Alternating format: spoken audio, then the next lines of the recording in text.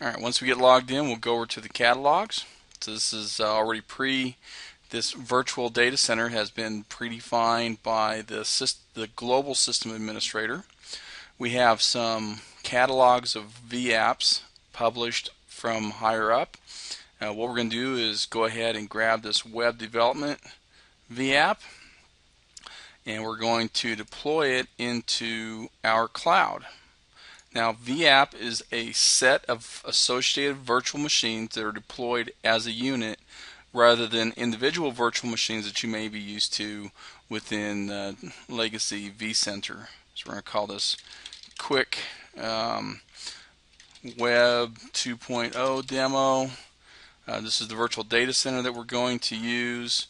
We're going to leave the runtime and storage lease defaults. These are set by the system administrator.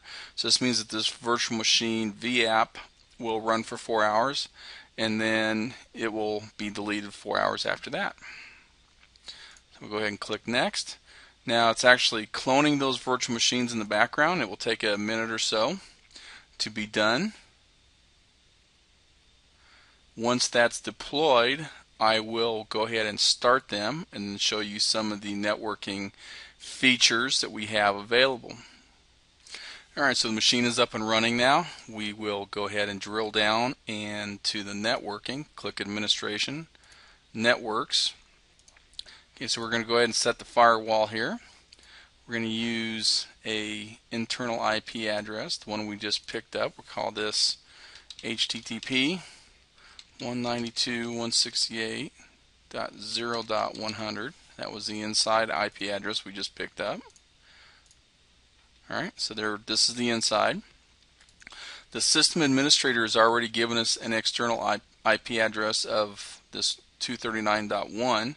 So our next step is to actually map that internal and external address. So we're going to add, drop down from the list. We're going to say port 80 on the outside. It's going to be port 80 on the inside. 192.168.0.100. And OK. So there we have set up a firewall rule. The vShield of virtual appliance is being reconfigured in the background. So that is how we would deploy a virtual machine vApp from within vCloud.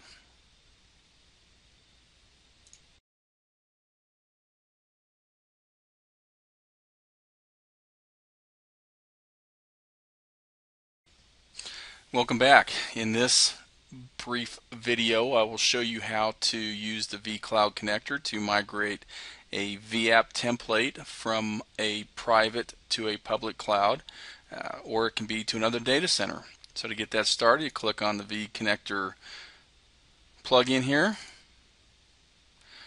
It will pop up here in a second. It's going to load all of the catalogs that are available on both sides. Now here I have one's called private cloud and one is public. This could be a remote data center. It doesn't have to be a public cloud, just a cloud somewhere else. So what we're going to do, click on the private cloud. Here's a vApp template that I've created. I'm going to copy that to my remote to the public cloud. Click there. We're going to call it Web 2.0 public, just something like that. Now we're putting it in the development virtual data center. We're going to select a network. We're going to drag this down a little bit here. Drag this up. We don't want to save it in the template catalog. We just want to deploy it in the cloud. So we'll click OK. So this takes about 5 to 6 minutes to copy this over. We'll see the progress here. When it's done, I will come back. Alright, it's still copying over. It's just about done. So what happens in the background, first off, the virtual machines have to be turned off. It will go ahead and create an OVF export that file.